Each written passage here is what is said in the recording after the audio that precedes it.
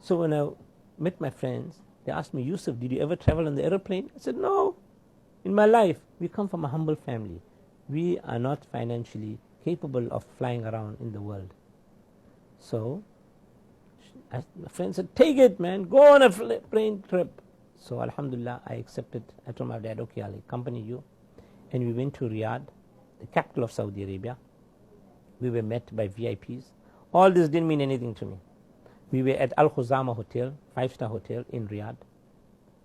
And there I sat and I noticed all the expatriates coming to my father, kissing him, massaging his hands. I thought to myself, man, this is worse. This is idolatry. This is not done. Because that's my upbringing. We don't touch one another. That was how we were brought up. And here they are kissing my father, they're rubbing his legs. But one thing I noticed, that when a local Arab walked in, all those expatriates disappeared. And I used to sit there. One day, a minister walked in. Expatriates were all around my father, and they're telling him, Mr. Deedat, because of you, our respect has been elevated in this kingdom. I didn't understand all that. One Arab minister walked in, and he sat down. And I was sitting not far away from my father, and all the expatriates disappeared, and all the Arab delegations sat with him. And then this Arab minister asked my father, Mr. Deedat, you are a da'i, you won the award. What type of da'i are you that you do not understand Arabic?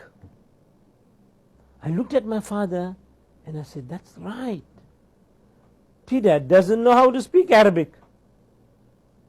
And there my father admitted. He told the minister, you are right, Sheikh. If somebody shouts out here, fire, fire in Arabic, I wouldn't know what that is. The Quranic Arabic I know. Kul, say, I know when Allah subhanahu wa ta'ala says that. But if you dialect, I don't know Arabic. But I blame you for me not knowing Arabic. And I was stunned. And Sheikh said, you were good people. You all came to trade with us in India. And we saw that you all were honest people, honest businessmen, sincere. And at the same time, when it came to worship, you dropped everything and began to worship God. And we said, man, we like to be like you people. Because originally, we Indians were all Hindus. Islam is a new religion to us. So, you left somebody behind to teach us alif, ba, ta, tha. Qul huwallahu ahad, Allahu samad, lam yalid, walam yulad, walam yakul lahu kufuwan ahad. Don't understanding a thing. So like parrots, today in South Africa, there are thousands of hufazas that read so fluently and so beautifully, but they don't understand a single word. Who is the cause of that? The Arabs, poor things. They taught us how to read parrot form. We became parrots. So my brother minister, you are right, but I blame you for that. So it was a good answer, but it didn't convince me so much. But I never knew that Deedat had a Scud missile coming.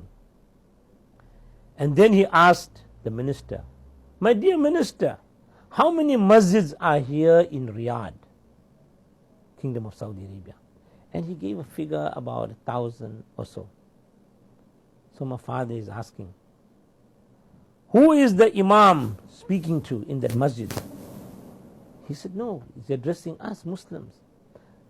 Then Sheikh Deedat said, this is what the Imam is saying during your Maghrib Salah. Bismillahir Rahmanir Rahim. Qul ya ahlal kitab ta'alaw ila kalimatin sawa'in baynana wa baynakum Allah na'budu illa Allah wa la nushrika bihi shay'an wa la yattakhidhu albaban min dunillah.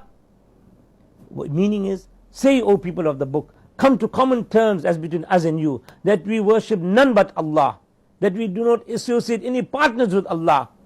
Again the Imam is addressing the people in the masjid.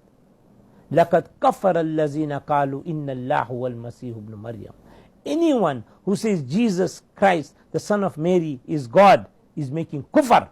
وَقَالَ الْمَسِيحُ. But Jesus Christ said, Ya Bani Israel, O children of Israel, لَعْبُدُ اللَّهِ, worship one God. Rabbi wa Rabbukum, who is my Lord and your Lord. Innahu man yushrik billah. Anyone who will associate anyone with Allah, faqad harram Allahu alayhi al-jannah. Allah will make Jannat haram for them. وَمَأْوَهُ النَّارِ, and the fire of hell will be the dwelling place. وَمَا لِلظَّالِمِينَ مِنْ أَنصَارٍ, and for the wrongdoers there will be no forgiveness. Who is that Imam talking to? Are the Jews there in the masjid? Are the Christians there in the masjid? He's telling you Arabs, through the lips of the Imam, Allah subhanahu wa ta'ala is telling you Arabs, Ya ayyuhal muddassiru kum fa'anzir. O you Muslims wrapped up in a mantle, arise and deliver the warning of Allah. I want to know, what are you sitting on your backside? Those are the actual words I heard. What are you sitting on your backside and telling me I don't know Arabic? What are you doing? And I got shocked.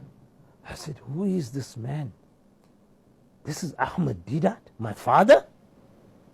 Man, he's insulting the host.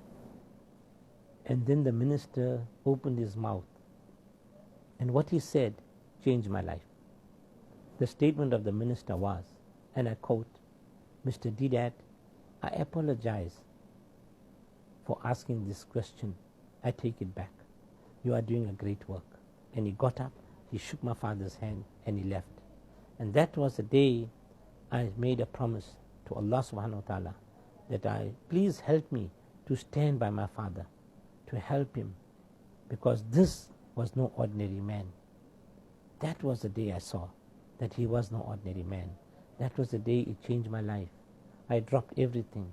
Whatever my father said, I heard. I began to hear. And I'm telling the youngsters today, if you have a father and a mother, please don't lose out. You will never get another chance in your life to honor them. Kiss their foreheads and don't leave them away. Don't let them be alone for a minute, for you will most certainly regret it the day they leave this world. I can proudly tell you, my dear brothers, I have no regrets that my father and mother have left this world. I was honored. I was the only person who never rushed to carry the janazah, for I carried my father while he was alive. I washed my father while he was alive. I did everything for my parents. And I'm proud that Allah has blessed me with those parents who were so great. And all of you who love Ahmed Deedat, and if you don't love your parents, you are not one of those who are the followers of Ahmed Deedat. Love your parents, for they will surely guide you the only way and the right way. لا إله إلا الله لا إله إلا الله لا إله إلا الله لا إله إلا الله. The most challenging year for Yusuf Ahmed Deedat was when his late father Ahmed Deedat fell sick and was then said to have been suffering from the stroke called the Lokin syndrome in 1996. It was a day that I was born. I say this because from that day onwards, my life has changed totally. The first